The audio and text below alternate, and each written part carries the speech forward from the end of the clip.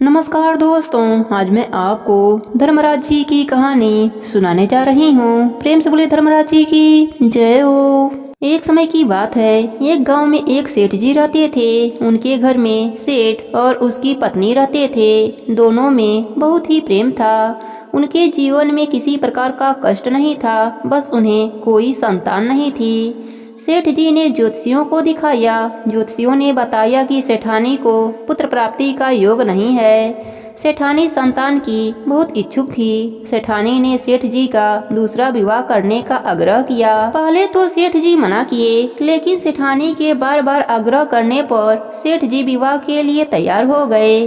सेठ का विवाह सेठानी के छोटी बहन से करवा दिया गया। सेठानी की बहन बहुत ही धार्मिक प्रवृत्ति की थी। वह धर्मराज जी का नित्य नियम निभाती थी। प्रतिदिन धर्मराज जी की कहानी कहा करती थी। धर्मराज जी की कृपा से थोड़े ही दिन बाद सेठ के यहाँ एक सुंदर सा स्वस्थ बालक ने जन्म लिया। बच्चे के जन्म से सेठ और उसकी दोनों पत्नियां बहुत खुश हुईं। सबके दिन बड़े आराम से बीत रहे थे, लेकिन कुछ दिनों के बाद बड़ी सेठानी के मन में कुविचार ने जन्म ले लिया। वह सोचने लगी, मेरा तो इस घर में कुछ भी नहीं है, सब कुछ छोटी का है। मेरे पति पर भी अधिकार जमा लिया है, संतान भी उसी का है। यह कुविचार उसके मन ही मन उसे खाने लगा। इधर छोटी का बालक धीरे धीरे बड़ा हो रहा था। अब तो बड़ी सेठानी के मन का कुविचार एक विशाल वृक्ष का रूप ले लिया था। अंततः एक दिन उसने छोटी के पुत्र को रात को सोते समय मार डाला। उसके शव को उसने घर के पास वाले तालाब में फेंक दिया, जिसमें छोटी प्रतिदिन नित्य नियम का फूल फेंका करती थी। सुबह होते ही सबको इस बात का पता लग गया। पूरे घर में कोहराम मच गया।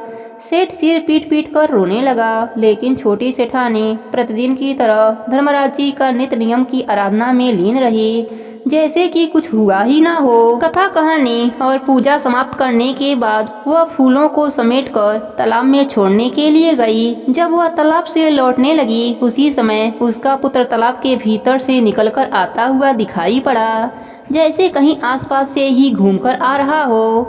उसी समय धर्मराज जी प्रकट होकर छोटी सेठानी से वर मांगने को कहने लगे और बड़ी सेठानी के करतूतों से उसके शरीर में कीड़ों का वास कर दिया, जिससे बड़ी सेठानी को असहनीय कष्ट हो रहा था। उसके शरीर में कीड़े पड़ गए थे।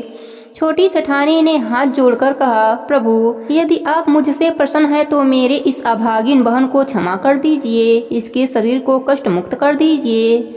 उसने बहुत बड़ा पाप किया है, किंतु आपकी दया से मेरा पुत्र मुझे वापस मिल गया। अब आप उसे कष्टों से मुक्त करें।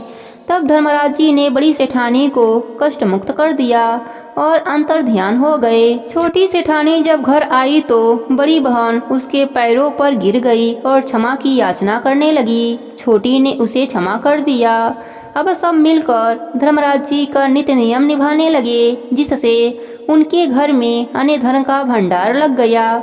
उनके शारीरिक कष्ट समाप्त हो गए और मृत्यु के बाद उनको स्वर्गलोक की प्राप्ति हुई। हे धर्मराज जी, जैसे आपने छोटी सेठानी के पुत्र की रक्षा करी, वैसे ही अपने सभी भक्तों पर अपनी कृपा बनाए रखना। प्रेम से बोली धर्मराज जी की जय हो।